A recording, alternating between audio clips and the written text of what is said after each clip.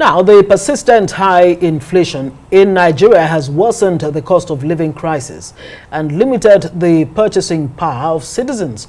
According to the latest data from the National Bureau of Statistics, the inflation figure for the month of March was 33.2% compared to 31.7% in February.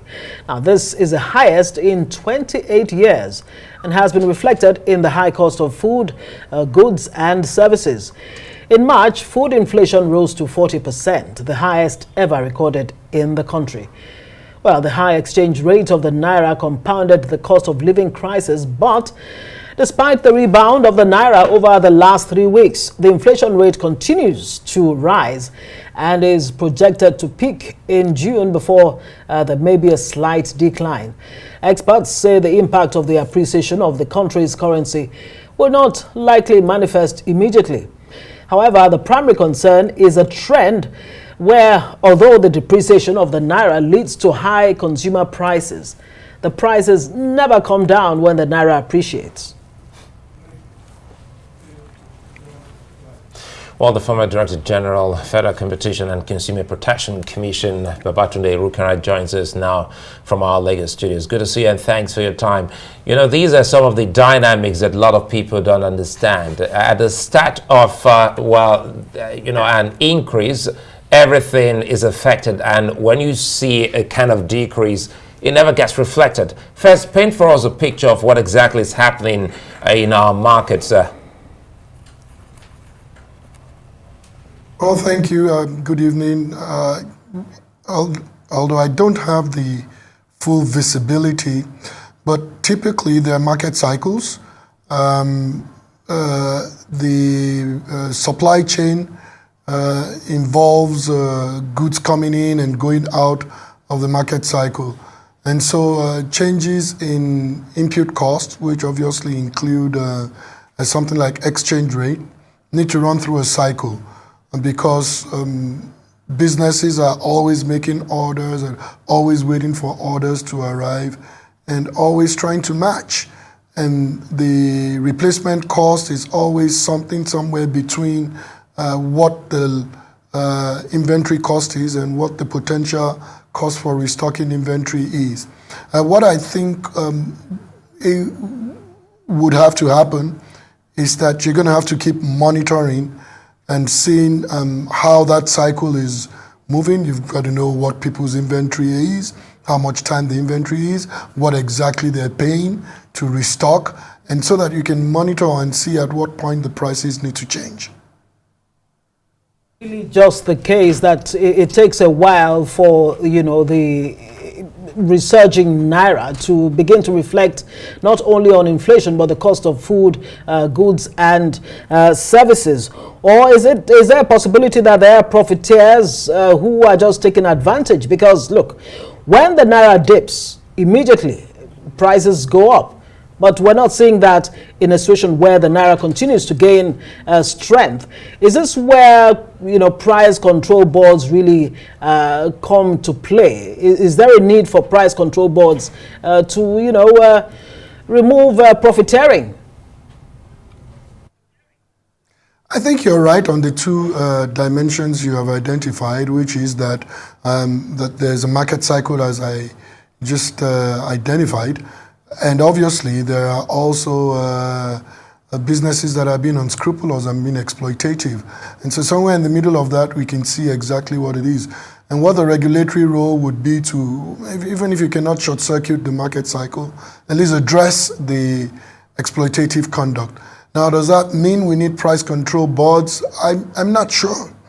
The reason I say that is that we adopted a free market economy, and that is what our constitutional democracy is. And in any case, even if you have a price control board, there is nothing to tell that the price that is determined by the price control board is actually the fairest price for a product. The fairest price for anything in the market is a price that is negotiated in a fair, transparent, and undistorted market and competitive market where buyers are competing to buy from the same seller because they believe that seller has the right product, the right quality, at the right price. And at the same time, sellers are competing to sell to buyers. because they believe they have the right price and the right product. And so a price that is determined at that point is what I consider the best price, not what the price control board ordinarily determines. And so how do you proceed? I think one of the things to do is a stronger approach to data gathering. And I believe the FCCPC has been doing quite some work on gathering real-time data on food prices and how things are moving on a daily basis.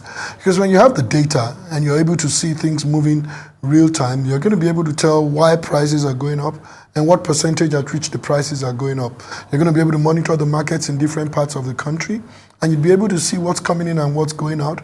You'll be able to see whether the market is competitive or whether the market is not competitive. You'll be able to see whether people are gouging or whether there's catalyzation, meaning that whether sellers or producers are coordinating or colluding to determine prices. So it comes down to some kind of a monitoring, which is difficult in our informal markets, and also because the country is very vast. And so it requires mechanisms and solutions that are both technological and also boots on the ground, and very complex and time-taking. You know, Mr. Irukera, as much as we try to understand the complexities of some of these things you've highlighted, let's take it a little bit off commodities, and we'll come back to commodities and throw this in, which has been making the news lately. For instance, you don't even have a reason why some people are crashing their prices when maybe seller A has actually gone on a lower price. And for instance, in the aviation sector, what we're saying, is that the same as what we call predatory pricing? So predatory pricing is when you provide a service or a product at a price that is really below reasonable cost. And typically you do that to drive competitors out of the market. Now, every price crash is not necessarily predatory because it might not be below cost. And secondly, not everyone who crashes prices can be predatory. For instance, a new market entrant or someone who's not dominant in the market generally would struggle to be predatory because, I mean, who are they fighting against? They'll be fighting against someone who has far more market power. Now, does that mean they cannot be predatory? Yes, they can, but you're going to have to look at other factors. It must be that they have quite some cash or a subsidy or some other type of support or some advantage. But other than that, in a regular market situation, a new entrant or a smaller player would be hard-pressed to impose predatory pricing. Now, but the point you're making is that it's quite possible that a lowering of price is arbitrary or appears arbitrary, but whoever is lowering prices or actually imposing a certain price may seem arbitrary on the outside, but I want to imagine, for instance, using aviation as you identified, that they've actually done their revenue models and they've considered their yield. So predatory pricing is not something you throw around. It's something that is the subject of significant investigation, very complex and time-taking, and very detailed and requiring expertise. And so that's what it is. And I've seen a lot of argument about what might appear to be predatory pricing or not in aviation, particularly with airpeace beginning to fly between Lagos and London. And so to determine if there's predatory pricing, there's a whole lot of data that the regulator would gather, and I understand that that's the position the FCCPC has taken just from monitoring stuff I've seen in the news and the fact that they had opened an investigation. So some of the key issues you'd have to look at is first the market. Now, for one reason, airpeace is not in the same market with KLM, Air France, or Lufthansa because they are not flying directly to London. And even at that, it's not in exactly the same market with Virgin Atlantic and British Airways, because in competition analysis, you slice the market and define the market based on features that are completely similar. Because airpeace is flying to Gatwick, the others are flying to Heathrow. Now, should they be able to compete because it's London generally? Absolutely. And I've read in the news where the foreign airlines have identified other factors that have made them crash the prices.